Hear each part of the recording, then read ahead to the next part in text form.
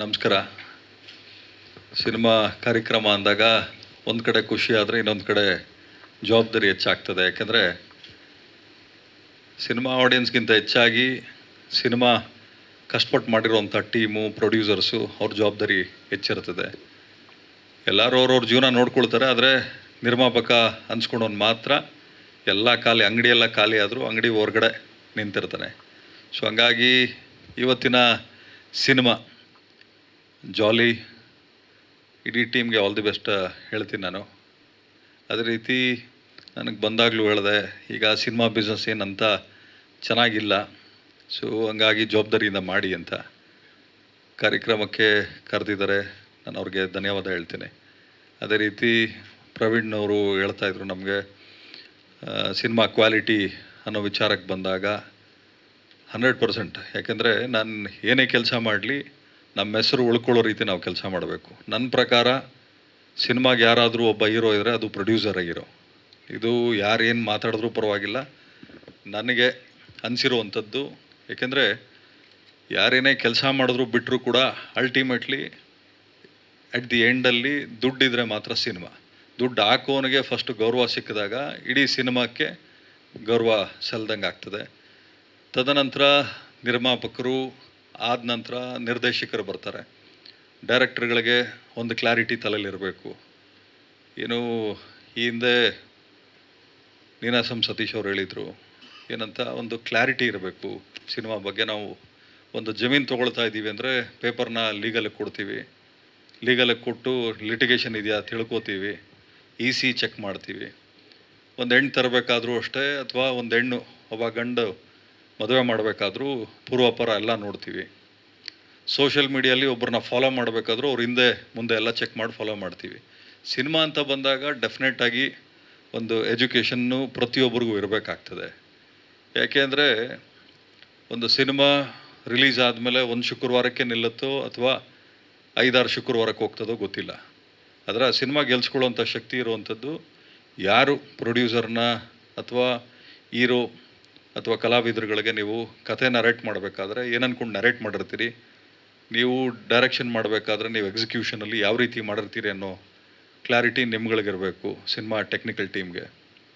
ಇವಾಗ ನಮ್ಮಂಥವ್ರು ಯಾಕೆ ಸಿನಿಮಾಯಿಂದ ಬ್ರೇಕ್ ತೊಗೊಂಡಿದ್ದೀವಿ ಅಂದರೆ, ಸೊ ಮ್ಯಾಕ್ಸಿಮಮ್ ಸಿನಿಮಾಗಳು ಒಂದು 300-350 ಸಿನಿಮಾಗಳು ಬರ್ತಾಯಿದೆ.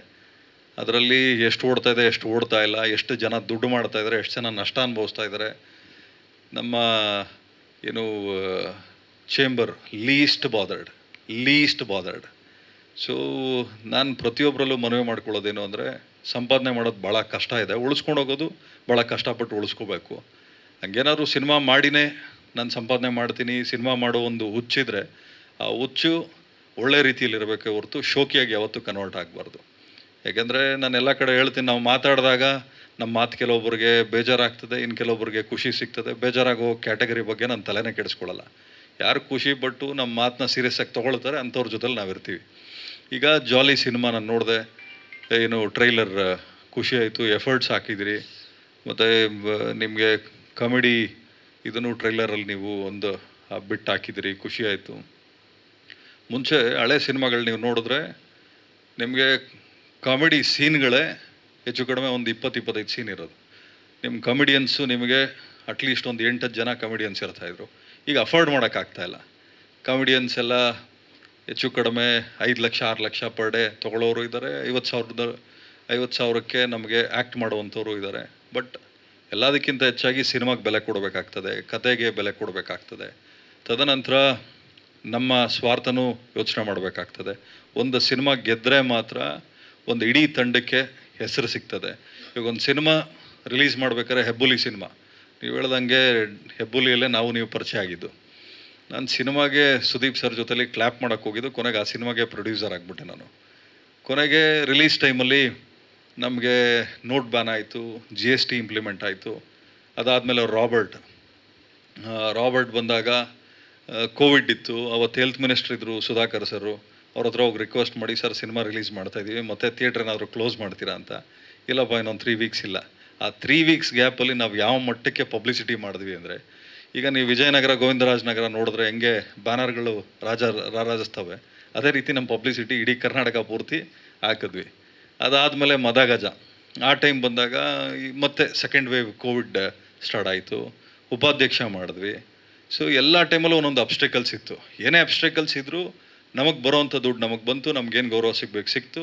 ನಮ್ಮ ಗುರಿ ಏನಿತ್ತು ಅಲ್ಲಿಗೆ ನಾವು ಡೆಫಿನೆಟಾಗಿ ತಲುಪಿದ್ವಿ. ಯಾಕೆಂದರೆ ನಮಗಿಲ್ಲಿ ಕ್ಲಾರಿಟಿ ಇತ್ತು. ಪ್ರೊಡ್ಯೂಸರ್ಸ್ಗಳಿಗೆ ಒಂತಲ್ಲಿ ಹಿಡ್ಕೋಬೇಕಾಗ್ತದೆ ಪ್ರತಿಯೊಬ್ಬರೂ ಕೂಡ.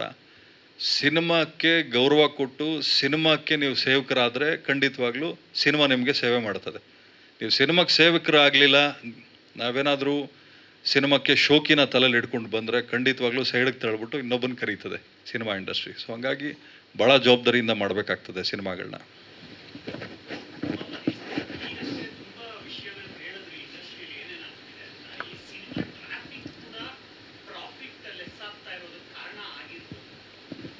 ಸರಿ, ಈಗ ಏನಾಗ್ತದೆ, ಮೋರೋವರ್ ಆಡಿಯನ್ಸ್ಗಳಿಗೆ ಆಪ್ಷನ್ಸ್ ಜಾಸ್ತಿ ಇದೆ. ಈಗ ಪ್ರತಿಯೊಬ್ಬರು ಫೋನಲ್ಲಿ ತೆಗೆದು ನೋಡಿದ್ರು ಕೂಡ ಯೂಟ್ಯೂಬ್ ಇರ್ತದೆ, ಇನ್ಸ್ಟಾಗ್ರಾಮ್ ಇರುತ್ತೆ, ಫೇಸ್ಬುಕ್ ಇರ್ತದೆ. ಪ್ರತಿಯೊಬ್ಬರಿಗೂ ಎಂಟರ್ಟೈನ್ಮೆಂಟು ಫಿಂಗರ್ ಟಿಪ್ಪಲ್ಲಿದೆ ಸರ್. ಮುಂಚೆ ಥಿಯೇಟ್ರಿಗೆ ಬರೋರು ಎಂಟರ್ಟೈನ್ಮೆಂಟ್ಗೆ, ಇಲ್ಲ ವೀಕೆಂಡ್ ಆದರೆ ಪಬ್ಗಳಿಗೆ ಹೋಗೋರು. ಇವಾಗೇನು ನಿಮ್ಗೇನು ತಲೆ ಕೆಡಿಸ್ಕೊಳ್ಳೋಂಗಿಲ್ಲ. ನಿಮಗೆ IPL ಸೀಸನ್ ಅಂತ ಸ್ಟಾರ್ಟ್ ಆಗಿದೆ, ಫುಟ್ಬಾಲ್ ಸೀಸನ್ ಈಗ ಮುಗೀತು. ಇನ್ನು ಅದೇ ರೀತಿ ನಿಮಗೆ ಬಿಗ್ ಬಾಸ್ ಸೀಸನ್ ಸ್ಟಾರ್ಟ್ ಆಗ್ತದೆ.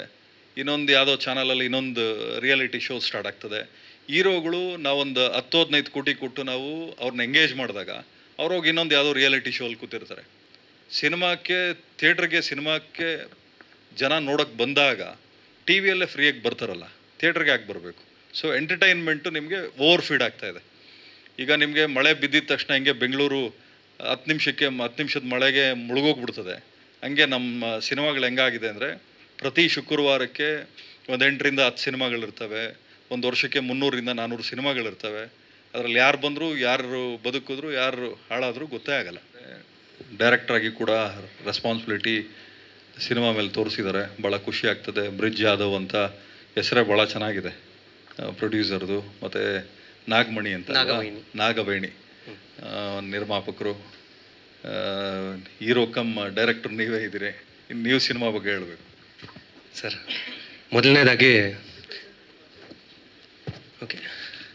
ಮೊದಲನೇದಾಗಿ ಇಂದಿನ ಜಾಲಿ ಟ್ರೇಲರ್ ಲಾಂಚ್ ಕಾರ್ಯಕ್ರಮಕ್ಕೆ ಬಂದಿರುವ ಶ್ರೀಯುತ ಉಮಾಪತಿ ಶ್ರೀನಿವಾಸ ಅಣ್ಣ ಅವ್ರಿಗೆ ನನ್ನ ತುಂಬ ಹೃದಯದ ಸ್ವಾಗತ. ಏನಂದರೆ, ಇವತ್ತು ತುಂಬ ಬ್ಯುಸಿ ಶೆಡ್ಯೂಲ್ಸಲ್ಲಿ ಕೂಡ ಒಂದು ಹೊಸ ಪ್ರತಿಭೆಗಳಿಗೆ, ಇಲ್ಲಿರೋರೆಲ್ಲ ಆಲ್ಮೋಸ್ಟ್ ಹೊಸ ಪ್ರತಿಭೆಗಳೇ, ಅವ್ರಿಗೆ ಸಪೋರ್ಟ್ ಆಗಲಿ ಅಂತ ಅವ್ರು ಬಂದು ನಿಂತಿದ್ದಾರೆ.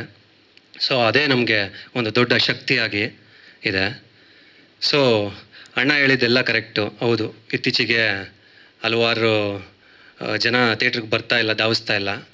ಬಟ್ ಒಂದು ವಿಷಯ ಏನಂದರೆ ಅಣ್ಣ, ಥಿಯೇಟ್ರ್ ಹತ್ರ ಬರ್ತಾ ಇಲ್ಲ ಅಂದ್ರಲ್ಲ, ಅದಕ್ಕೆ ನಮ್ಮ ಮನೆಯಲ್ಲಿ ಎಲ್ಲರ ಮನೆಯಲ್ಲೂ ಪೂಜೆ ರೂಮ್ ಇರುತ್ತೆ. ಸೊ ಎಲ್ಲರೂ ಪೂಜೆ ಮಾಡ್ತಾ ಇರ್ತಾರೆ. ಬಟ್ ದೇವಸ್ಥಾನಕ್ಕೆ ಹೋಗೋದು ಯಾರೂ ಬಿಡಲ್ಲ. ಯಾಕೆ ಅಂದರೆ ಅಲ್ಲೊಂದು ವೈಬ್ ಸಿಗುತ್ತೆ. ಸೊ ಅದೇ ರೀತಿ OTT ಪ್ರತಿಯೊಬ್ಬರ ಮನೆಯಲ್ಲೂ ಇರುತ್ತೆ. ಫೋನು ಎಲ್ಲರ ಇದರಲ್ಲೂ ಎಂಟರ್ಟೈನ್ಮೆಂಟ್ ಸಾಕಷ್ಟು ಬರ್ತಾ ಇದ್ದಾವೆ.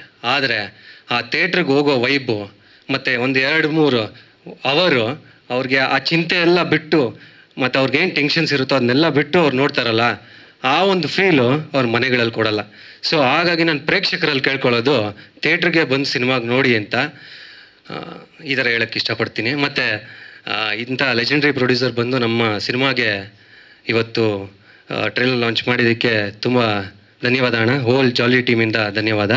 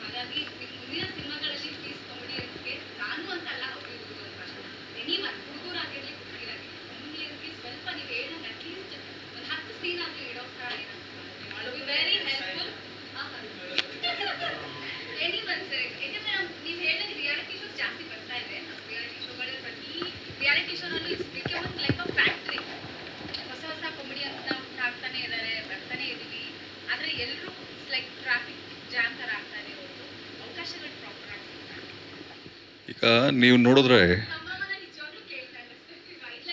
ದುಡ್ಡಿಲ್ಲ ಅಂದರೆ ಈಗ ಏನಾಗ್ತದೆ, ರಾಜಕಾರಣಿ ಅಂದಮೇಲೆ ಕಾಸು ಕೇಸು ಎಲ್ಲ ಎರಡೂ ಇಲ್ಲ ಅಂದರೆ ರಾಜಕಾರಣಿ ಆಗಲ್ಲ. ಸಿನಿಮಾದವರು ಅಂದರೆ ಕಾಸು ಇಲ್ಲದೆ ಸಿನಿಮಾದವರು ಆಗಲ್ಲ. ಯಾಕಂದರೆ ಮೇಂಟೆನೆನ್ಸು, ಬಾಡಿಗೆ, ಅವು ಇವು 108 ಕಮಿಟ್ಮೆಂಟ್ ಇರ್ತದೆ. ಯಾಕೆ ಆ ಮಾತು ಹೇಳಿದೆ ಅಂದರೆ, ಈಗ ನಾವೇ ಮನೇಲಿ ಕೂತ್ಕೊಂಡು ಸಿನಿಮಾ ನೋಡಬೇಕಾದ್ರೆ ನನಗೆಲ್ಲ ಸಿನಿಮಾಗಿಂತ ಭಾಳ ಖುಷಿ ಕೊಡುವಂಥದ್ದು 2 ಸಿನಿಮಾ ನಮ್ಮ ಬ್ಯಾನರಲ್ಲಿ ಮಾಡಿರೋದು. ಒಂದಲ್ಲ ಎರಡಲ್ಲ, ಎರಡನೇದು ಉಪಾಧ್ಯಕ್ಷ. ಇವೆರಡು ಸಿನಿಮಾ ಕಾಮಿಡಿ ಮೇಲೆ ವರ್ಕ್ ಮಾಡಿದ್ದೀವಿ. ಈಗ ನೀವೇ ಯೋಚನೆ ಮಾಡಬೇಕು, ಒಬ್ಬ ಚಿಕ್ಕಣ್ಣ ಅನ್ನೋರನ್ನ ನ್ಯಾಚುರಲ್ ಸ್ಟಾರ್ ಅಂತ ನಾವು ಲಾಂಚ್ ಮಾಡಿದ್ದೀವಿ ಅಂದರೆ ಅದು ನಮ್ಮ ಧೈರ್ಯ. ಯಾಕಂದರೆ ನಮ್ಮ ಸಿನಿಮಾ ಮೇಲಿರೋ ಮರ್ಯಾದೆ, ಸಿನಿಮಾ ಮೇಲಿರೋ ನಂಬಿಕೆ, ಆ ಸ್ಕ್ರಿಪ್ಟ್ಗೆ ಹೆಚ್ಚು ಕಡಿಮೆ 2 ವರ್ಷ ವರ್ಕ್ ಮಾಡಿದ್ವಿ. ಈಗ ಸೀನ್ಗಳು ಬರೀಬೇಕಾದ್ರೆ ಡೈರೆಕ್ಟ್ರುಗಳು ಕಾಮಿಡಿ ಮೇಲೆ ಸೀನ್ಗಳು ಬರೀಬೇಕಾಗ್ತದೆ, ಸಿನಿಮಾ ಕತೆ ಮಾಡಬೇಕಾಗ್ತದೆ. ನೀವು ಹೇಳ್ದಂಗೆ ಒಡಿ ಬಡಿ ಅದಕ್ಕೆ OTTಗಳಿದ್ದಾವೆ. ಸೆನ್ಸರ್ ಇಲ್ಲದೆ ನೀವೊಂದು ಸಿನಿಮಾಕ್ಕೆ ಏನಾದರೂ ಒಂದು ಕಾಮಿಡಿ ಮಾಡಬೇಕಾದ್ರೂ ಒಂದು ಪದ ವ್ಯತ್ಯಾಸ ಆದರೂ ಸೆನ್ಸರ್ ಅವ್ರು ಅಲ್ಲೇ ಹಿಡ್ದಾಕ್ತಾರೆ. ಬೀಂಗ್ ಅ ಪ್ರೊಡ್ಯೂಸರ್ ನಾನು ಜಗಳ ಮಾಡಿ ನನ್ನ ಸೀನ್ನ ನಾನು ಉಳಿಸ್ಕೊಂಡಿದ್ದೀನಿ ಸಿನಿಮಾಕ್ಕೆ. ಡೈರೆಕ್ಟರ್ಗಳು ಮರ್ತೋಗ್ಬಿಟ್ಟಿರ್ತಾರೆ. ನಾನು ಕೂತ್ಕೊಂಡು ಒಂದ್ಸಲಿ ಕತೆ ಕೇಳಿದ್ಮೇಲೆ ಯಾವ ಕಥೆಯಲ್ಲಿ ಏನೇನಿದೆ, ಯಾವ ಡೈಲಾಗ್ ಇದೆ ನನ್ನ ತಲೆಯಲ್ಲಿ ಹಿಡ್ಕೋತೀನಿ. ಅದು ಬಿಟ್ಟು ಬೇರೆ ಏನೇ ಕೇಳೋರು ನನಗೆ ನೆನಪಿರಲ್ಲ. ವ್ಯಾಪಾರ ಅನ್ನೋದು ಒಂದೇ ನನಗೆ ನೆನಪಿರೋದು, ಸಂಬಂಧಗಳು ನೆನಪಿರ್ತದೆ. ಯಾಕೆ ಈ ಮಾತು ಹೇಳಿದೆ ಅಂದರೆ, ನೋಡಿ, ನಾವು ಉಪಾಧ್ಯಕ್ಷ ಇದು ಮಾಡಬೇಕಾದ್ರೆ ಸೆನ್ಸರ್ ಬೋರ್ಡ್ ಅವ್ರಿಗೆ ನಾನು ಕೇಳಿದೆ, ಅಲ್ಲ ಸರ್, ನಿಮಗೆ ಕಾಮಿಡಿ ಶೋಗಳಿಗೆ ನೀವು ನೋಡ್ತಾ ಇದ್ರೆ ಇಂಟಿಮೆಸಿ ಸೀನ್ ಇಡ್ತಾರೆ, ಡೈಲಾಗ್ಗಳೆಲ್ಲ ಡಬಲ್ ಅಲ್ಲ, ತ್ರಿಬಲ್ ಅಲ್ಲ, 10 ಟೈಮ್ಸ್ ಅದೊಂಥರ ವಿಚಿತ್ರ ಡೈಲಾಗ್ಗಳು ಇಡ್ತಾರೆ. ನಿಮಗೆ ಅಡ್ವರ್ಟೈಸ್ಮೆಂಟ್ಸ್ ತುಂಬ ಇಂಟಿಮೆಸಿ ಸೀನ್ ಇಡ್ತಾರೆ. ನಾವು ಸಿನಿಮಾದಲ್ಲಿ ಒಂದೇ ಒಂದು ಚಿಕ್ಕ ಸೀನ್ ಇಟ್ಬಿಟ್ರೆ ಕಟ್ ಮಾಡಿಸ್ತಾರೆ. ಆ ಬೋರ್ಡಲ್ಲಿ ಕೂತಿರೋರು ಯಾರು? ಆರ್ಟಿಸ್ಟ್ಗಳೇ ಕೂತ್ಕೊಳ್ತಾರಲ್ಲಿ.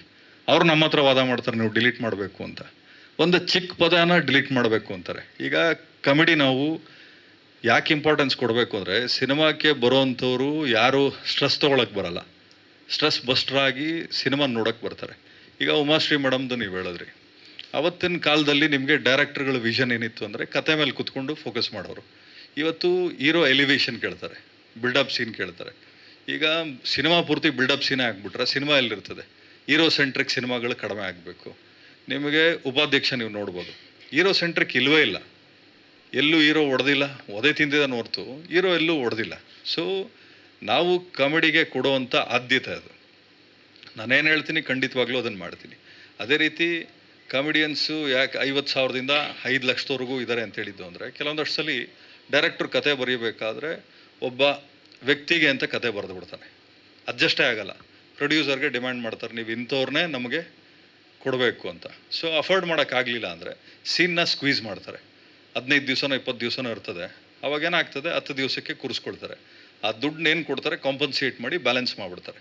ಅದಾಗಬಾರ್ದು ಅಂತಂದರೆ ಕೆಲವೊಂದಷ್ಟು ಒಳ್ಳೆ ಸಿನಿಮಾಗಳಿಗೆ ಸ್ವಲ್ಪ ಪ್ರೊಡ್ಯೂಸರ್ನು ಗಮನದಲ್ಲಿ ಇಟ್ಕೊಂಡು, ಅಥವಾ ಡೈರೆಕ್ಟರ್ಗಳು ಅಷ್ಟೇ, ಬರೀ ಹೀರೋ ಸೆಂಟ್ರಿಕ್ಕು ಮಾಸ್ ಬಿಟ್ಟು ಕಾಮಿಡಿ ಬಗ್ಗೆ, ಮಾರಲ್ಸ್ ಬಗ್ಗೆ ಸಿನಿಮಾ, ಏನು ಮಾರಲ್ ಏನು ಎಲ್ಲ ಸೀನಲ್ಲೂ ಇರಬೇಕಾಗಿಲ್ಲ, ಅಟ್ಲೀಸ್ಟ್ ಒಂದೊಂದು ಸಾರ್ಟ್ ಆಫ್ ಇದರಲ್ಲಿ ಆದ್ಯತೆ ಕೊಡಬೇಕಾಗ್ತದೆ. ಆಮೇಲೆ ಸಿನಿಮಾಗಳು ಗೆದ್ದಾಗ ಮಾತ್ರ ನಿಮಗೆ ಕ್ವಾಲಿಟಿ ಆಫ್ ಸಿನಿಮಾಗಳು ಬರ್ತವೆ, ಕ್ವಾಲಿಟಿ ಆಫ್ ಡೈರೆಕ್ಟರ್ಸ್ ಬರ್ತಾರೆ, ಕ್ವಾಲಿಟಿ ಆಫ್ ಪ್ರೊಡ್ಯೂಸರ್ಸು, ಆರ್ಟಿಸ್ಟ್ಗಳು ಉಟ್ಕೊಳ್ತಾರೆ. ಆಮೇಲೆ ನಾವು ಯಾವ ಸಿನಿಮಾ ಮಾಡಿದಾಗಲೂ ಅಷ್ಟೇ, ನನಗೆ ಕಾಮಿಡಿ ಮೇಲೆ ಕೆಲಸ ಮಾಡು ಅಂತ ಡೈರೆಕ್ಟರ್ಗಳಿಗೆ ಹೇಳ್ತೀನಿ. ಇವಾಗ ಹೆಬ್ಬುಲಿಯಲ್ಲಿ ಚಿಕ್ಕಣ್ಣ ಅವರು ಇದ್ದರು, ಸೆಕೆಂಡ್ ಕಟ್ ಮಾಡಿದ್ರೆ ರಾಬರ್ಟಲ್ಲಿ ಚಿಕ್ಕಣ್ಣ ಅವ್ರು ಇರಲಿಲ್ಲ. ಆ್ಯಕ್ಚುಲಿ ನಾನು ಹೇಳ್ದೆ, ನನ್ನ ಸ್ನೇಹಿತನಪ್ಪ, ಸಿನಿಮಾ ನಂದು, ನಾನು ಹೇಳ್ದಂಗೆ ನೀನು ಸಿನಿಮಾ ಮಾಡ್ಬೇಕು, ನೀನು ಹೇಳ್ದಂಗೆ ನಾನು ಕೇಳೋಕ್ಕಾಗಲ್ಲ, ನನ್ನ ಸ್ನೇಹಿತ ಸಿನಿಮಾದಲ್ಲಿ ಇರಬೇಕು ಅಂತೇಳಿ ಚಿಕ್ಕಣ್ಣ ಅವ್ರನ್ನ ಆ ಸಿನಿಮಾಲಿ ಕ್ಯಾರಿ ಓವರ್ ಮಾಡಿದ್ವಿ. ಮದಗಜ ಅಗೇನ್ ರಿಪೀಟ್ ಮಾಡಿದ್ವಿ. ಶಿವರಾಜ್ ಕೇರ್ಪೇಟೆ ಅವರು ಇದರಲ್ಲೂ ಇದ್ದರು, ಅದರಲ್ಲೂ ಇದ್ದರು. ಧರ್ಮಣ್ಣ ಅವರು ನಿಮಗೆ ಗೊತ್ತು, ಧರ್ಮಣ್ಣ ಅವರು ರಾಬರ್ಟಲ್ಲೂ ಇದ್ದರು, ಉಪಾಧ್ಯಕ್ಷಲ್ಲೂ. ನಾವೊಂದು ಕಂಫರ್ಟ್ ಟೀಮ್ ಅಂತ ಯಾವತ್ತೂ ಹಿಡ್ಕೊಳ್ಳಲ್ಲ. ಯಾರು ಸಿನಿಮಾಗೆ ಗೌರವ ಕೊಟ್ಟು ಕೆಲಸ ಮಾಡ್ತಾರೆ ನಾವು ಅವ್ರನ್ನ ಕಾಪಾಡ್ಕೊಳ್ಳುವಂಥ ಕೆಲಸ ಮಾಡ್ತೀವಿ. ಆಮೇಲೆ ಇನ್ನು 5 ಲಕ್ಷ ತೊಗೊಳ್ತೀವಿ, ಹೆಮ್ಮೆಯಿಂದ ಹೇಳ್ಕೊಳ್ಳಿ, 50 ಲಕ್ಷ ತೊಗೊಳ್ಳೋವರೆಗೂ ನಾವು ಬೆಳಿತೀವಿ ಅಂತ ಯಾಕೆ ಮುಜುಗರ ಪಡ್ತೀರಿ?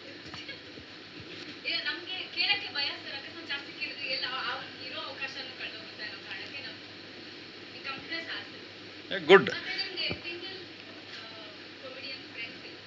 ಯಾರಿಗೆ? ರಾಜಕೀಯಕ್ಕೆ ಬಂದಮೇಲೆ ಫೀಮೇಲ್ ಅಂತ ಅನ್ನೋಂಗೆ ಇಲ್ಲ, ಕತೆ ಕಟ್ಬಿಡ್ತಾರೆ.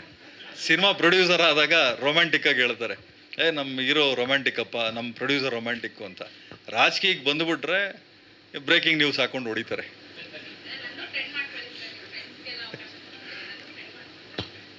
ಖಂಡಿತ ಮೇಡಮ್, ಖಂಡಿತ.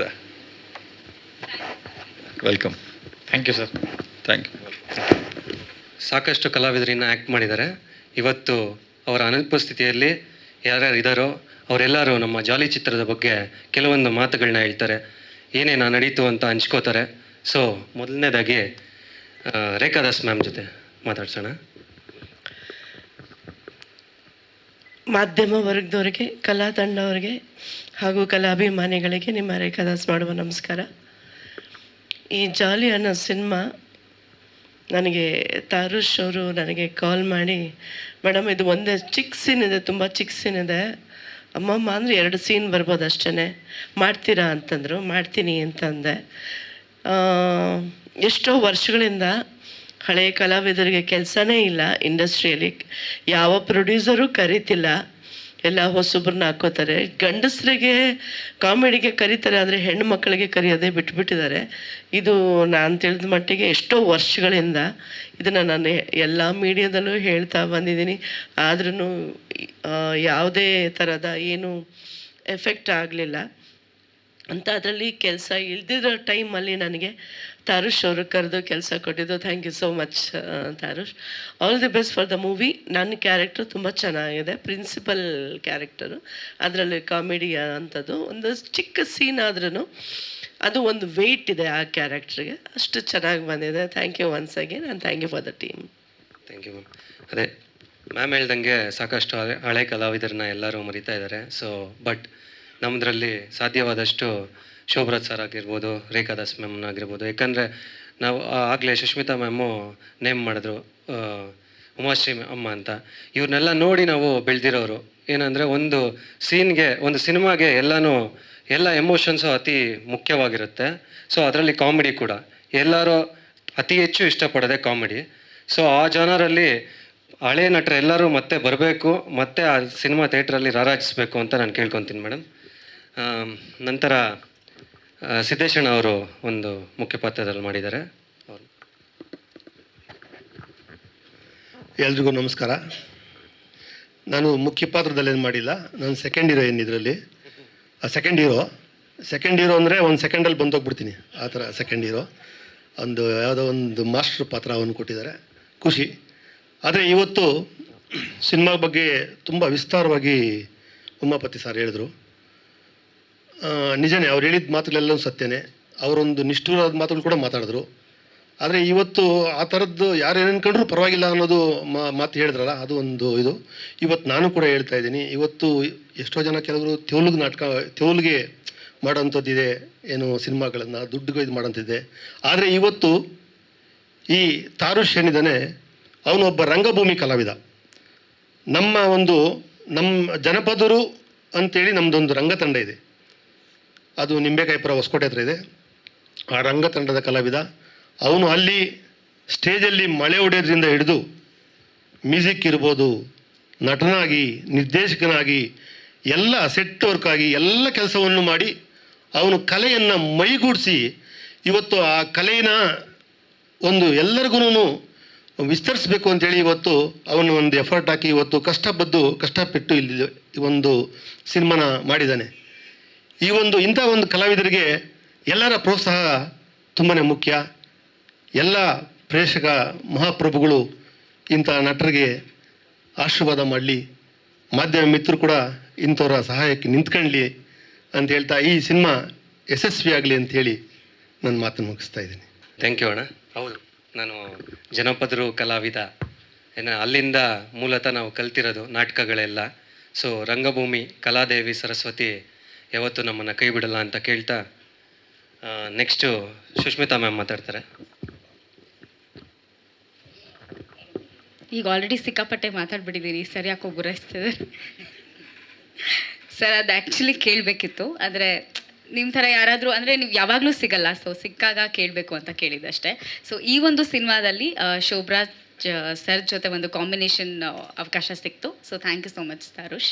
ಸೊ ತಾರುಷ್ ತುಂಬ ಕಷ್ಟಪಟ್ಟು ಇಷ್ಟಪಟ್ಟು ಈ ಒಂದು ಸಿನಿಮಾನ ಮಾಡಿದ್ದಾರೆ. ಸೊ ಎಲ್ಲ ಸೂಪರ್ ಸ್ಟಾರ್ಗಳ ಥರ ನೀವು ಒಬ್ಬರು ಸೂಪರ್ ಸ್ಟಾರ್ ಆಗಿ ಈ ಒಂದು ಸಿನಿಮಾಯಿಂದ ಸಕ್ಸಸ್ಫುಲ್ ಆಗಲಿ. ಈ ಸಿನಿಮಾಗೆ ನಿಮ್ಮೆಲ್ಲರ ಸಪೋರ್ಟ್ ಬೇಕು. ಹಾಗೆ ಸರ್ ನಿಮ್ಮ ಸಪೋರ್ಟ್ ಕೂಡ ಖಂಡಿತವಾಗ್ಲೂ ಬೇಕು. ನೀವು ಹೆಂಗೆ ಇವಾಗ ಬರಬೇಕಾದ್ರೆ ನಿಮ್ಮ ಜೊತೆ ಒಂದು 4-5 ಜನ ಗುಂಪಲ್ಲಿ ಬಂದ್ರಿ, ಅದೇ ಥರ ನಮ್ಮ ಹೀರೋ ಕೂಡ ನೆಕ್ಸ್ಟ್ ಮೂವಿ ಅಷ್ಟೊತ್ತಿಗೆ ಅಷ್ಟೇ ಸೂಪರ್ ಸ್ಟಾರ್ ಆಗಬೇಕು ಅಂತ ನನ್ನ ಆಸೆ. ಸೊ ಅವರಿಂದ ಒಂದು ಆ್ಯಡ್ ಏಜೆನ್ಸಿನಲ್ಲಿ ಕೆಲಸ ಕೂಡ ಸಿಕ್ತು. ಸೊ ಅವರಿಂದ ತುಂಬ ಅವಕಾಶಗಳು ಸಿಕ್ಕಿದೆ. ಸೊ ಬೇರೆಯವ್ರಿಗೆಲ್ಲ ನೆರವಾಗ್ತಿದ್ದಾರೆ. ಸೊ ಅವರು ಸೂಪರ್ ಸ್ಟಾರ್ ಆಗಬೇಕು ಅಂತ ನಾನು ಯಾವಾಗಲೂ ಆಶಿಸ್ತೀನಿ. ಆ್ಯಂಡ್ ತುಂಬ ಜನ ಇದ್ದಾರೆ, ಎಲ್ಲರೂ ಮಾತಾಡಲಿ. So all the best. Thank you ಈ ಒಂದು ಅವಕಾಶ ಸಿಕ್ಕಿದ್ದಕ್ಕೆ. Sir special thanks to you. Thank you ma'am. Next Ramachandra ಮೂರ್ತಿಗಳು ಅಂತ, ಇವರು ದೊಡ್ಡವರು ಅನ್ನೋ ಒಂದು ಪಾತ್ರದಲ್ಲಿ ಇವತ್ತು ನಮ್ಮ ಜಾಲಿ ಸಿನಿಮಾದಲ್ಲಿ ನಟಿಸಿದ್ದಾರೆ. ಸರ್ ಮಾತಾಡಿ. ಎಲ್ರಿಗೂ, ಕಲಾಭಿಮಾನಿಗಳಿಗೆ ಹಾಗೂ ಪತ್ರಿಕೋದ್ಯಮದವ್ರಿಗೆ, ಇವತ್ತಿನ ಈ ಕಾರ್ಯಕ್ರಮನ ಲಾಂಚ್ ಮಾಡಿದವ್ರಿಗೆ ಎಲ್ಲರಿಗೂ ನಮಸ್ಕಾರಗಳನ್ನ ಹೇಳ್ತೀನಿ. ನಾನು ಚಿಕ್ಕ ವಯಸ್ಸಿನಿಂದ ನಾಟಕಗಳು ಮಾಡ್ಕೊಂಬಂದರೂ ಕೂಡ ಸ್ಕೂಲು ಕಾಲೇಜ್ ಡೇಸ್ಗಳಲ್ಲಿ, ಹಾಗೆ ಜನಪದ ರೂಟೀನಲ್ಲೂ ಇದ್ದರೂ ಕೂಡ ಇದು ನನ್ನ ಮೊದಲನೇ ಸಿನಿಮಾ ಅಂತ ಹೇಳ್ಬೋದು. ತಾರುಷ್ ಜನಪದರಿಗೆ ಬಂದಾಗ ಅವ್ರನ್ನ ಇಂಟ್ರೊಡ್ಯೂಸ್ ಮಾಡ್ಕೋತಾ ಇದ್ದಾಗ ಅವ್ರು ಹೇಳಿದ್ರು, ನಾನು ಸಿನಿಮಾದಲ್ಲಿ ಶಾರ್ಟ್ ಮೂವೀಸ್ ಮಾಡ್ತೀನಿ ಹಾಗೆ ಹೀಗೆ ಅಂತೆಲ್ಲ ಹೇಳ್ತಾಯಿದ್ರು. ನನಗೂ ಮೊದಲಿಂದನೂ ಸಿನಿಮಾದಲ್ಲಿ ಬೆಳಿಬೇಕು ಅನ್ನೋ ಆಸೆ ಆಯಿತು. ನಾನು ಫಿಲಿಮ್ ಇನ್ಸ್ಟಿಟ್ಯೂಟ್ಗಳೆಲ್ಲ ಹೋಗಿ ಬಂದೆ. ಬಟ್ ನನಗೆ ಅಲ್ಲಿ ನೆಲೆ ಕಂಡುಕೊಳ್ಳೋಕ್ಕಾಗಲಿಲ್ಲ. ಬಿಕಾಸ್ ನನ್ನ ಕೆಲಸ ಇದು ಮಾಡ್ಕೊಂಡಿರಬೇಕು ಅನ್ನೋ ನಮ್ಮದಿದ್ದಿತ್ತು. ರಿಟೈರ್ಮೆಂಟ್ ಆದಮೇಲಿಂದ ನನಗೆ ಮೊದಲನೇ ಸಿನಿಮಾದಲ್ಲಿ ಚಾನ್ಸ್ ಕೊಟ್ಟಿದ್ದಾರೆ. ಇವ್ರಿಗೆ ಹೇಳ್ತಾ ಇದ್ದೆ ನಾನು, ಸಿನಿಮಾದಲ್ಲಿ ನೆಲೆ ಕಂಡುಕೊಳ್ಳೋದು ಭಾಳ ಕಷ್ಟ ಆಗುತ್ತೆ. ಇವತ್ತು ಎಂತೆಂಥವರೇ ಮೂಲೆ ಗುಂಪಾಗ್ಬಿಟ್ಟಿದ್ದಾರೆ. ಒಳ್ಳೇದಾಗ್ಲಪ್ಪ, ಯಾಕೆ ನಿಮ್ಮ ತಂದೆ ತಾಯಿ ನಿನ್ನನ್ನು ನಂಬಿಕೊಂಡು ನಿನ್ನನ್ನು ಕೆಲಸಕ್ಕೆ ಬಿಟ್ಟಿದ್ದಾರೆ. ಇಂಥ ಕೆಲಸಕ್ಕೆ ನಿನಗೆ ಒಂದು ಎಜುಕೇಷನ್ನು ಕೊಟ್ಟಿದ್ದಾರೆ, ಜೋಪಾನ ಕಾಲಿಡು ಅಂತ ಹೇಳಿದೆ. ಬಟ್ ಇವರು ಇದನ್ನು ಪ್ರೂವ್ ಮಾಡ್ಕೊಂಡಿದ್ದಾರೆ. ನಿಜವಾಗ್ಲೂ ಹೇಳಬೇಕು ಅಂತಂದರೆ, ಇಷ್ಟಪಟ್ಟು ಕಷ್ಟಪಟ್ಟು ಎಲ್ಲರನ್ನೂ ಸೇರಿಸ್ಕೊಂಡು, ಹೊಸಬರು ಹಳೆ ಆ್ಯಕ್ಟ್ರಿಗಳು, ರೇಖಾ ದಾಸ್ ಮೇಡಮ್ ಇರ್ಬೋದು, ಇಲ್ಲ ಸುಷ್ಮಿತಾ ಇರ್ಬೋದು, ಎಲ್ಲರನ್ನೂ ಸೇರಿಸ್ಕೊಂಡು ಇವರು ಒಂದು ಫಿಲ್ಮ್ನ ತೊಗೊಂಬಂದಿದ್ದಾರೆ. ಇವ್ರಿಗೆ ನಾನು ನನ್ನ ಹೃದಯಪೂರ್ವಕವಾಗಿ ಮತ್ತೊಮ್ಮೆ ಆಶೀರ್ವಾದ ಮಾಡ್ತೀನಿ. ಇವರು ಇದೇ ಥರ ಈ ರಂಗದಲ್ಲಿ ಚೆನ್ನಾಗಿ ಬೆಳೀಲಿ, ಇವ್ರ ಸಿನಿಮಾ ಸಕ್ಸಸ್ ಆಗಲಿ ಅಂತ ನಾನು ಕೇಳ್ಕೋತೀನಿ. ನನಗೆ ಜಾಸ್ತಿ ಮಾತಾಡೋದಕ್ಕೆ ಬರೋದಿಲ್ಲ. Thank you once again. All the best Tarush. Thank you sir. Next Venu ಅಣ್ಣ ಅವರು ಒಂದು ಮುಖ್ಯ ಅಂದರೆ ಹೀರೋಯಿನ್ ತಂದೆಯಾಗಿ ದಾದಾ ಎಂಬ ಪಾತ್ರದಲ್ಲಿ ನಮ್ಮ ಜಾಲಿ ಸಿನಿಮಾದಲ್ಲಿ ನಟಿಸಿದ್ದಾರೆ. ಈಗ ಅವ್ರು ಮಾತಾಡ್ತಾರೆ. ಇಲ್ಲಿ ನೆಲೆಸಿರೋ ಎಲ್ಲರಿಗೂ ಧನ್ಯವಾದಗಳು. ನಮಗೆ ಸಾಮಾನ್ಯವಾಗಿ ಸ್ಟೇಜ್ ಫಿಯರು ಅಂದರೆ ಇವತ್ತವರೆಗೂ ನಾವು ಯಾವುದೇ ಮೈಕ್ ಹಿಡಿದು ಮಾತಾಡಿದವರಲ್ಲ, ಇಲ್ಲ ಬಣ್ಣ ಹಚ್ಚಿದವರಲ್ಲ. ನನ್ನನ್ನು 3 ತಿಂಗಳು ಸತತವಾಗಿ ಪ್ರಿಪೇರ್ ಮಾಡಿ ಈ ಕ್ಯಾರೆಕ್ಟ್ರಿಗೆ ತಾರುಷು ನನ್ನ ಪ್ರಿಪೇರ್ ಮಾಡಿ ಬಿಟ್ಟಿರೋದ್ರಿಂದ ನಾನು ಈ ಸಿನಿಮಾಲಿ ಒಂದು ಪಾತ್ರ ವಹಿಸಿರ್ತೀನಿ. ಇಷ್ಟೇ ಹೇಳ್ಬಲ್ಲೆ. Thank you. ಮತ್ತು ಸಹ ಕಲಾವಿದರ ಹೋಗೋ ಮುಂಚೆ ಇನ್ನೂ ಒಂದು ಪುಟ್ಟ ಕಲಾವಿದ ಇಲ್ಲಿ ಕ್ಯೂಟಾಗಿ, ಅಂದರೆ ನಮಗೆ ಒಂದು ಹೀರೋಯಿನ್ದು ಪ್ರೀಕ್ ಸೀಕ್ವೆನ್ಸ್ ಬೇಕಾಗಿತ್ತು. ಸುಮಾರು ಆಡಿಷನ್ಸಲ್ಲಿ ನೋಡ್ತಾ ಇದ್ರಿ ಯಾವ ಥರ ಮಗು ಇರ್ತಾರೆ ಅಂತ. ಸಖತ್ ಕ್ಯೂಟಾಗಿತ್ತು. ಮತ್ತು ಪರ್ಫಾರ್ಮ್ ಮಾಡ್ತಾ ಇರ್ಬೇಕಾದ್ರೆ ನೀವು ನೋಡ್ತಾ ಇರ್ಬೋದು, ಮಗು ಫೇಸ್ ನೋಡಿದ್ರೇ ಒಂದು ನಗು ಬರುತ್ತೆ. ಸೊ ಹಾಗಾಗಿ ರಿಯಾ, ನೀನೇನು ಅನಿಸ್ತು? ಚೆನ್ನಾಗಿ ಅನಿಸ್ತು. ವಾವ್. ಶೂಟಿಂಗ್ನೆಲ್ಲ ನೆನಪಿದ್ಯಾ? ಈ ಸಾಂಗ್ ನೋಡ್ದ ನೀನು? ಏನು ಅನಿಸ್ತು? ಚೆನ್ನಾಗಿ ಅನಿಸ್ತು. ಡ್ಯಾಡಿ ಮೇಲೆ ಓಕೆ. ಡ್ಯಾಡಿ ಅಂದರೆ ನಿಂಗೆ ಇಷ್ಟನಾ? ಹೌದಾ? ಸೊ ಎಷ್ಟಿಷ್ಟ? ತುಂಬ ಇಷ್ಟನಾ? ಅದು ಅಪ್ಪ ಮೇಲೆ ಮಾಡಿರೋ ಸಾಂಗ್. ಅದು ಚೆನ್ನಾಗಿದೆಯಾ?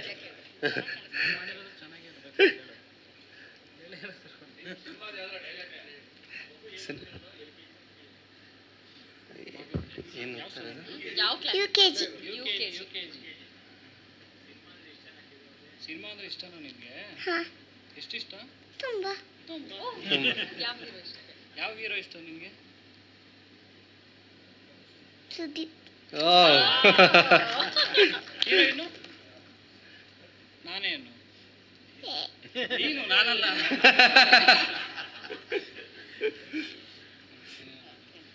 ಓಕೆ.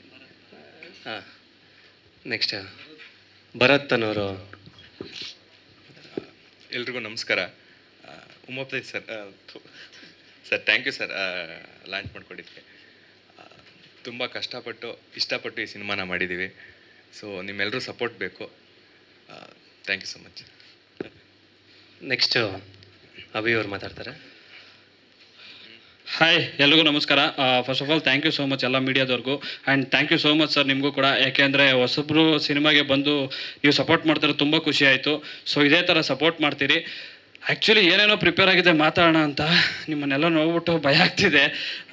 ನಾನು ಸುಮ್ಮನೆ ಒಂದು ದಿನ ನಮ್ಮ ಚಿಕ್ಕಪ್ಪನ ಕೇಳಿದ್ದೆ, ಅಪ್ಪ ಯಾವ ಥರ ಸಿನಿಮಾ ಮಾಡಬೇಕು, ಅಂದರೆ ಯಾವ ಥರ ಸಿನಿಮಾ ಇದ್ದರೆ, ಅಂದರೆ ಕಾಮಿಡಿ ಇದ್ರೇನಾ, ಥ್ರಿಲ್ಲರಾ, ಹಾರರಾ, ಅಥವಾ ಅಂದರೆ ಎಮೋಷನ್ನ ಅಂತ ಕೇಳಿದ್ದಕ್ಕೆ ನಾನು ಹೇಳಿದೆ, ನಾನೊಂದು ಸಿನಿಮಾ ಮಾಡ್ತೀನಿ ಫುಲ್ಲು ಹೆಂಗೆ ಅಂದರೆ ಜನ ನೋಡಿಕೊಂಡು ಈಚೆ ಹತ್ಕೊಂಬರ್ಬೇಕು ಅಂತ ಹೇಳಿದ್ರು. ಆ ಥರ ಸಿನಿಮಾ ಮಾಡಿ ಯಾರೂ ಬರಲ್ಲ ಬಿಡು ಅಂತ ಹೇಳಿದ್ರು. ಯಾಕೆ ಅಲ್ಲ, ನಾನು ಅಂದರೆ ನಮ್ಮ ಮನೆಗೆ ಬಂದು ನಾನು ಹೆಂಡತಿ ಮುಖ ನೋಡಿದ್ರೆ ಹೇಳ್ತೀನಿ, ಇನ್ನು ಸಿನಿಮಾಗೆ ಬಂದು ಯಾಕಪ್ಪ ಅಳಬೇಕು ಅಂತ ಹೇಳಿದ್ರು. ಅವತ್ತು ನನಗನ್ನಿಸ್ತು, ಸೊ ಎಲ್ಲ ಥರ ಜಾನರ್ ಇದ್ರೇ ಜನ ಬಂದು ಸಿನಿಮಾನ ನೋಡೋದು ಅಂತ. ಸೊ ಹಾಗಾಗಿ ನಾವು ಎಷ್ಟೋ ಸಲ ಸ್ಕ್ರಿಪ್ಟ್ ಮಾಡ್ಬೇಕಾದ್ರೆ ಎಷ್ಟೋ ಸಲ ನಾವೇ ಎಂಜಾಯ್ ಮಾಡಿದ್ದೀವಿ. ಸೊ ಎಷ್ಟೋ ಸಲ ನಕ್ಕಿದ್ದೀವಿ. 1 ಅವರ್ 2 ಅವರ್ ಅದರಿಂದ ಹೊರಗಡೆನೇ ಬರೋಕ್ಕೆ ಆಗ್ತಿರ್ಲಿಲ್ಲ.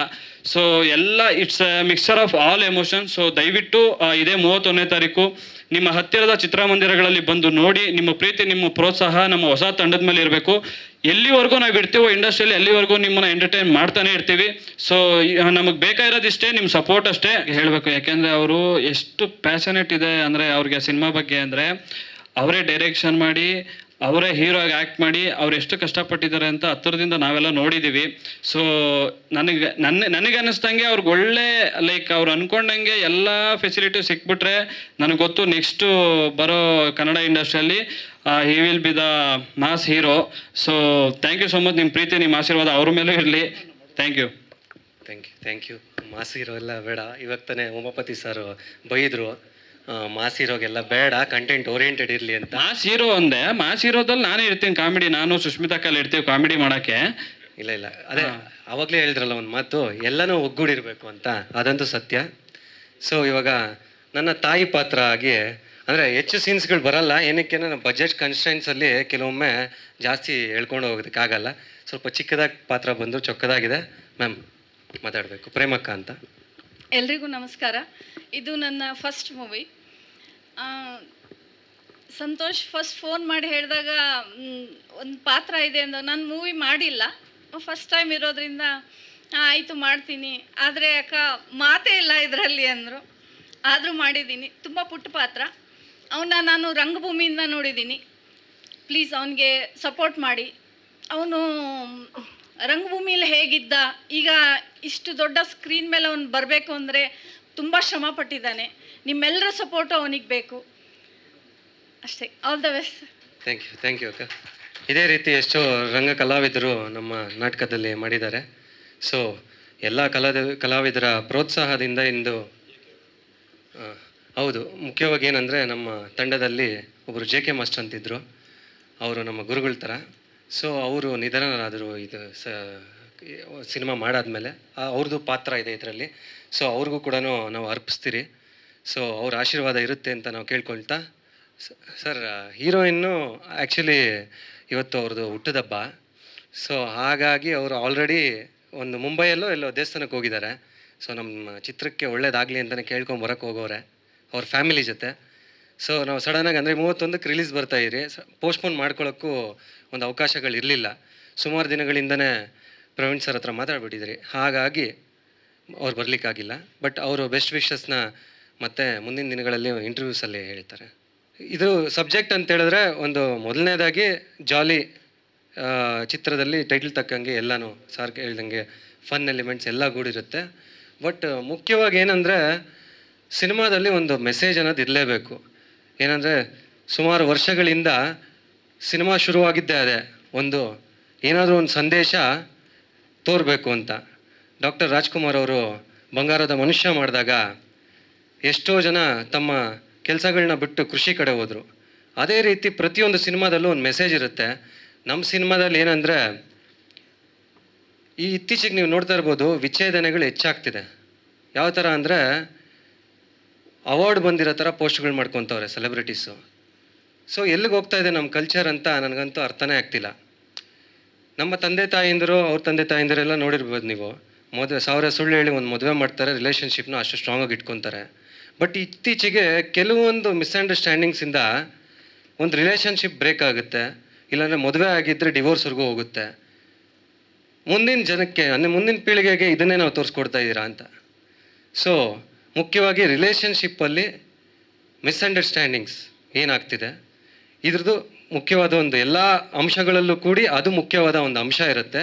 ಜಾಲಿ ಅನ್ನೋ ಪಾತ್ರ ನಿಮಗೆ ನಾಟುತ್ತೆ. ಏನಂದರೆ ಆ ಜಾಲಿ ಅನ್ನೋ ಪಾತ್ರ ಯಾವ ಥರ ಆ ಸನ್ನಿವೇಶನ ತಗೊಂಡು ಹೋಗ್ತಾರೆ ಅನ್ನೋದು ನೀವು ನೋಡ್ಬೋದು.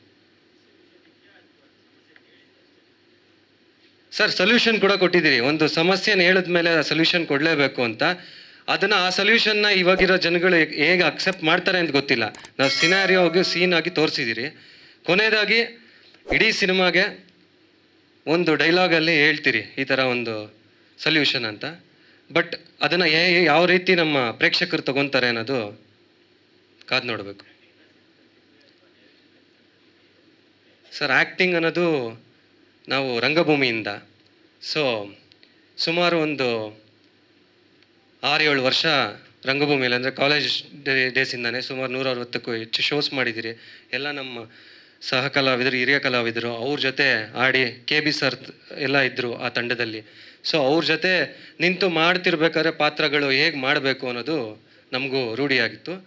ಡೈರೆಕ್ಷನ್ ಅನ್ನೋದು ನಮಗೆ ಆಲ್ರೆಡಿ ಒಂದು ಪಿಕ್ಚರೈಸೇಷನ್ ಇತ್ತು ಚಿಕ್ಕ ವಯಸ್ಸಿಂದ, ನಾನು ಸಿನಿಮಾ ಮಾಡಬೇಕು ಅಂತ. ಸೊ ನಟನೆ ಒಂದೇ ಆಗಲ್ಲ ಇಲ್ಲಿ ನಮ್ಮ ಕನ್ನಡ ಇಂಡಸ್ಟ್ರಿ ಆಗಲಿ ಯಾವುದೇ ಒಂದು ಇಂಡಸ್ಟ್ರಿಯಲ್ಲಿ ಆಗಲಿ. ಇವತ್ತು ನೀವು ನೋಡ್ತಿರ್ಬೋದು, ಯಾವುದೇ ಅವಕಾಶಗಳಿಲ್ಲ ಅಂದರೂ ಈ ಡೈರೆಕ್ಷನನ್ನು ನಾವು ಕಲ್ತ್ಕೊಂಡಿದ್ದಕ್ಕೆ ಇವತ್ತು ನಾವು ಸಿನಿಮಾ ಮಾಡಿದ್ದೀರಿ. ಈ ಸಿನಿಮಾದಲ್ಲಿ ಎಡಿಟಿಂಗ್ ಕೂಡ ನಾನೇ ಮಾಡಿದ್ದೀನಿ. ಸಾಕಷ್ಟು ಎಲ್ಲರೂ ಇದೇ ಥರ ಸಪೋರ್ಟ್ ಮಾಡಿದ್ದಾರೆ. ಸೊ ಹಾಗಾಗಿ ಡೈರೆಕ್ಷನ್ ಕೂಡ ಹಾಗೆ ಮಾಡ್ತಾ ಕಿರುಚಿತ್ರಗಳು ಮಾಡ್ತಾ ಕಲ್ತು ಬಂದಿದ್ರಿ ಸರ್. ಏನು ಗೊತ್ತಾ, ಜೀವನ ಅಂದರೆ ನಿಮಗೆ ಒಂದು ಗುರಿ ಇರುತ್ತಲ್ಲ ಸರ್, ಆ ಗುರಿ ಹಠ ಅನ್ನೋದು ನಾವು ಇಟ್ಕೊಂಡಾಗ ಎಲ್ಲನೂ ಕಲಿಸುತ್ತಂತೆ. ನಾನು ಇದರಲ್ಲಿ ಲಿರಿಕ್ಸ್ ಆಗಿ ನಾನು ಮಾಡಿರಲಿಲ್ಲ. ಲಿರಿಕ್ಸ್ ಅಂತೆ ಫಸ್ಟ್ ಸಿನಿಮಾಗೆ ಬರ್ದಿರೋದು ನೀವು, ಅದು ಟೈಟಲ್ ಟ್ರ್ಯಾಕ್ ಕೇಳ್ಬೋದು ನೀವು. ಸೊ ನಾನು ಇವಾಗ ಅಫೋರ್ಡ್ ಮಾಡೋಕ್ಕಾಗಲ್ಲ ಒಬ್ಬರ ಹತ್ರ, ದೊಡ್ಡವ್ರ ಹತ್ರ ಹೋದರೆ ಮತ್ತು ನಾವು ಕರೆಕ್ಷನ್ಸ್ ಹೇಳೋಕ್ಕೂ ಆಗಲ್ಲ ಜಾಸ್ತಿ. ಸೊ ನನಗೆ ಬೇಕಾಗಿರ್ತಾರ ಬೇಕು ಅಂದಾಗ ಪ್ರೊಡಕ್ಷನ್ ಎಲ್ಲ ಸ್ಟ್ರಾಂಗ್ ಇದೆ, ನಾವು ಯುವಕರೆಲ್ಲ ಹೊಸಬ್ರೆಲ್ಲ. ಸೊ ಆ ಒಂದು ಪ್ಲಾಟ್ ಅಂದರೆ ಆ ಒಂದು ಕ್ರಾಫ್ಟ್ ಕೂಡ ಮಾಡಬೇಕಾಗಿ ಬಂತು. ಸೊ ಈ ಥರ ಅನೇಕ ಕ್ರಾಫ್ಟ್ಗಳನ್ನ ಒಂದು ಹಠ ಇದ್ದಾಗ ಮಾಡಿಸುತ್ತೆ. ಇವಾಗ ನಮ್ಮ ಹುಡುಗರು ಇಲ್ಲಿ ಇದ್ದಾರಲ್ಲ, ಸೊ ಅವರೆಲ್ಲರೂ ಆ್ಯಕ್ಟರ್ಸೇ. ಬಟ್ ಆ ಆ್ಯಕ್ಟರ್ಸ್ ಆಗಿದ್ದರೂ ಕೂಡ ಪ್ರತಿಯೊಬ್ಬರು ಡೈರೆಕ್ಷನ್ ಡಿಪಾರ್ಟ್ಮೆಂಟಿಂದ ಹಿಡಿದು ಪ್ರೊಡಕ್ಷನ್ ಕೆಲಸವರೆಗೂ ಮಾಡಿದ್ದಾರೆ. ಏನಕ್ಕೆ ಅಂತ ಹೇಳಿದ್ರೆ ಸಿನಿಮಾದಲ್ಲೇ ಉಳಿಬೇಕು ನಾವು. ಸೊ ಸಿನಿಮಾದಲ್ಲಿ ಉಳಿತೀವಿ ಅಂದಮೇಲೆ ಎಲ್ಲ ಥರದಕ್ಕೂ ನಾವು ಸಿದ್ಧರಾಗಿರಬೇಕು. ಇದೆ ನಾವು ಆಯಿತು ನಾನು ನಟನೆಯೇ ಆಗಬೇಕು, ನಟನೆ ಹಿಂದೆ ಇನ್ನೂ ಅಷ್ಟು ಕ್ರಾಫ್ಟ್ಸ್ ಇರುತ್ತಲ್ಲ, ಅದು ಅರ್ಥ ಮಾಡ್ಕೊಂಡಾಗ ಇನ್ನೂ ಹೆಚ್ಚು ಔಟ್ಪುಟ್ ಇಂಪ್ಯಾಕ್ಟಾಗಿ ಕೊಡ್ಬೋದು ಅಂತ ನನ್ನ ಭಾವನೆ. ಸರ್ ಎಲ್ಲ ಬೆಂಗಳೂರಲ್ಲೇ ಒಂದೇ ಒಂದು ಸಾಂಗ್, ಪ್ರಮೋಷನಲ್ ಸಾಂಗ್ ಮಾತ್ರ ಪಾಂಡಿಚೇರಿಗೆ ಹೋದ್ರಿ. ಅಲ್ಲೂ ಅಷ್ಟಂದರೆ ವಾತಾವರಣ ಒಂದು ಸ್ವಲ್ಪ ಅಷ್ಟು ಚೆನ್ನಾಗಿ ಇದು ಮಾಡಿರಲಿಲ್ಲ. ಇಲ್ಲೇ ನಮ್ಮ ಕರ್ನಾಟಕದಲ್ಲೇ ಎಲ್ಲ ಮಾಡಿದ್ರಿ. ಮತ್ತೆ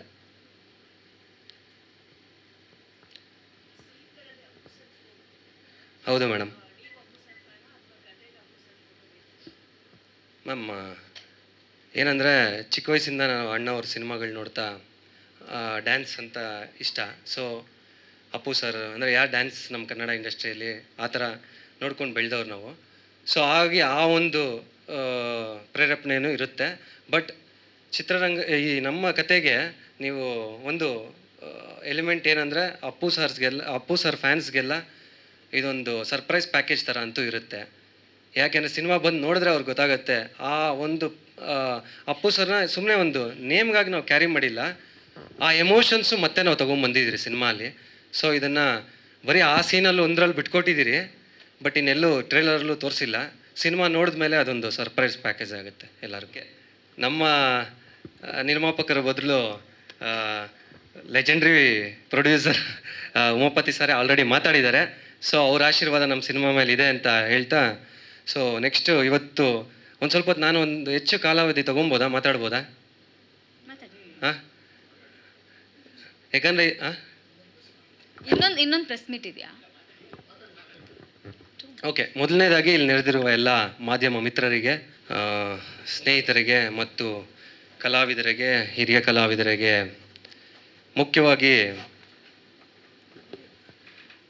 ನನ್ನ ಪ್ರೀತಿಯ ಕರ್ನಾಟಕದ ಜನತೆಗೆ ನನ್ನ ಹೃದಯಪೂರ್ವಕ ನಮಸ್ಕಾರಗಳನ್ನ ಹೇಳ್ತಾ, ಒಂದು ಜಾಲಿ ಅನ್ನೋ ಕನಸನ್ನ ಫಸ್ಟು ನಾನು ತಗೊಂಡೋದಾಗ ಅದಕ್ಕೆ ನಾಂದಿ ಆಡಿದ್ದೆ ವೇಣುವಣ್ಣವರು.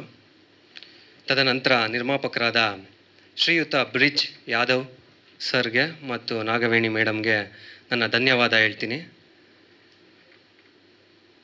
ಜಾಲಿ ಟೈಟಲ್ ತಕ್ಕಂಗೆ ನನ್ನ ಲೈಫಲ್ಲಿ ಜಾಲಿ ಇಲ್ಲ, ಸ್ವಲ್ಪ ಸೀರಿಯಸ್ಸು, ಸ್ವಲ್ಪ ಕ್ಯೂರಿಯಸ್ಸು.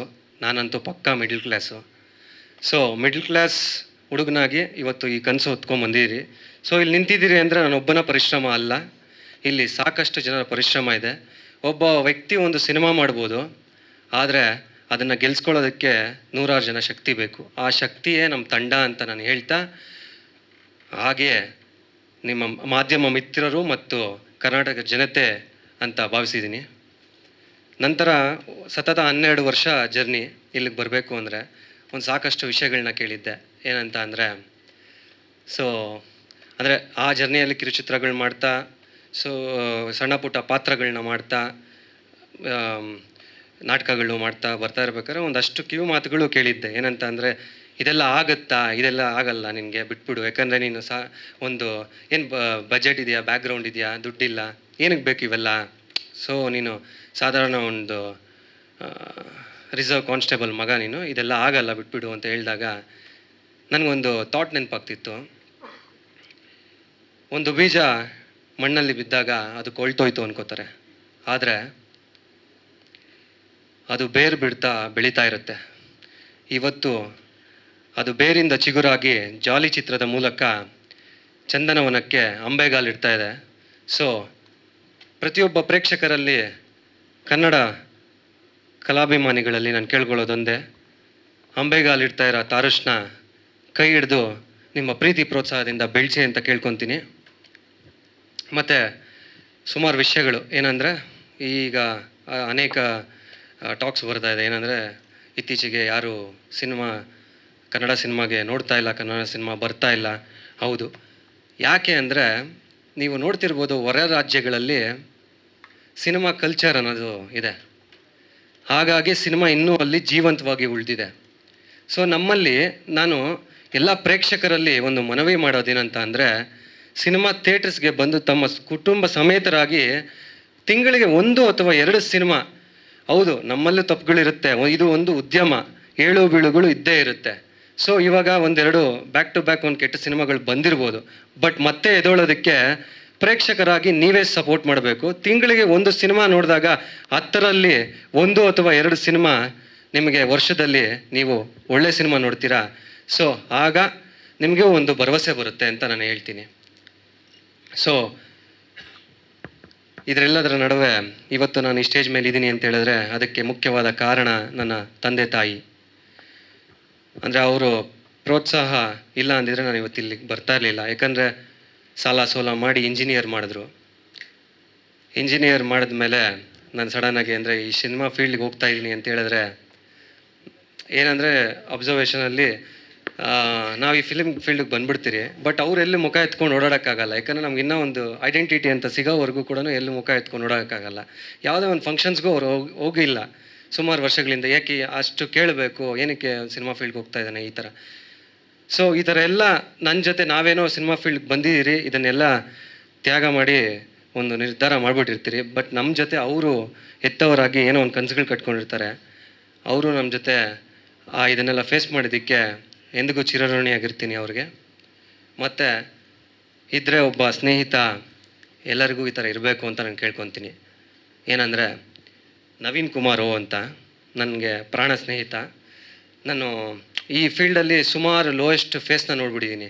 ಏನಂದರೆ ಒಂದು ಐಡೆಂಟಿಟಿ ಸಿಗೋವರೆಗೂ ಕೂಡ ಎಲ್ಲೂ ಖುಷಿ ಟರ್ಮ್ಸ್ ಜಾಸ್ತಿ ಸಿಗೋದು ಕಡಿಮೆನೇ, ಬಟ್ ಅಷ್ಟು ಲೋಯೆಸ್ಟ್ ಫೇಸಲ್ಲಿ ನಾನು ಬ್ಯಾಕ್ ಬೋನಾಗಿ ಸಪೋರ್ಟಾಗಿ ನಿಂತಿದ್ದ ಆ ವ್ಯಕ್ತಿ.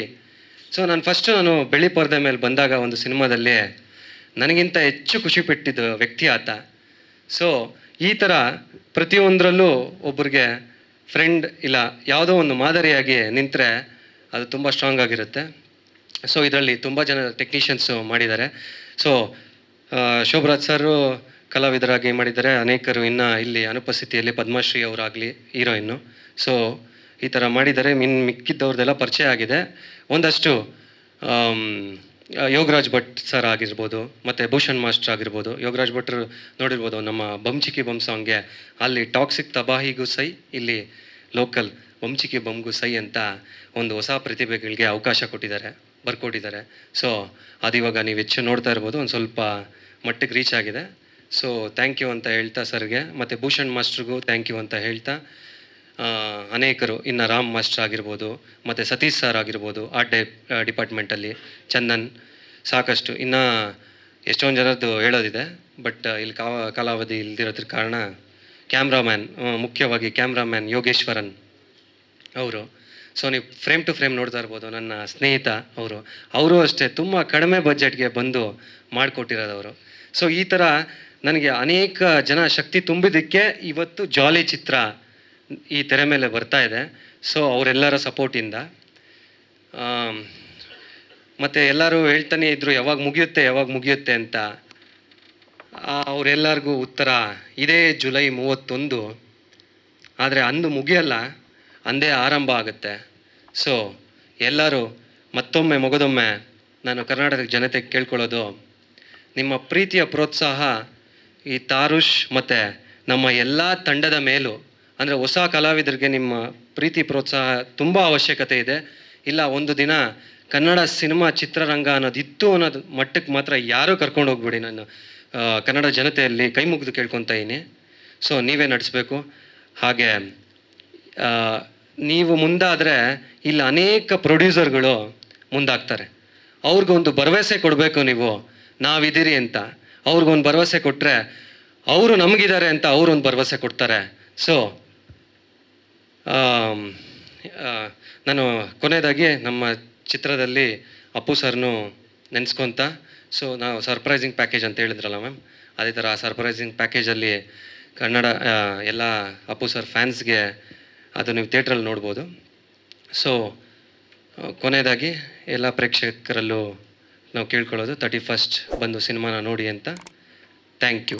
ಜೈ ಕರ್ನಾಟಕ ಮತ್ತು ಜೈ ಭುವನೇಶ್ವರಿ ದೇವಿ. ಲೇಟೆಸ್ಟ್ ಹಾಗೂ ಇಂಟ್ರೆಸ್ಟಿಂಗ್ ಸುದ್ದಿಗಳಿಗಾಗಿ ಬಾಸ್ ಟಿವಿ ಕನ್ನಡ ಚಾನೆಲ್ನ ಸಬ್ಸ್ಕ್ರೈಬ್ ಮಾಡಿ. ಹಾಗೆಯೇ ಬೆಲ್ ಐಕಾನ್ ಪ್ರೆಸ್ ಮಾಡಿ. ಇದರ ಜೊತೆಗೆ ಫೇಸ್ಬುಕ್, ಇನ್ಸ್ಟಾಗ್ರಾಮ್, ಎಕ್ಸ್ನಲ್ಲೂ ಮಿಸ್ ಮಾಡದೆ ಫಾಲೋ ಮಾಡಿ.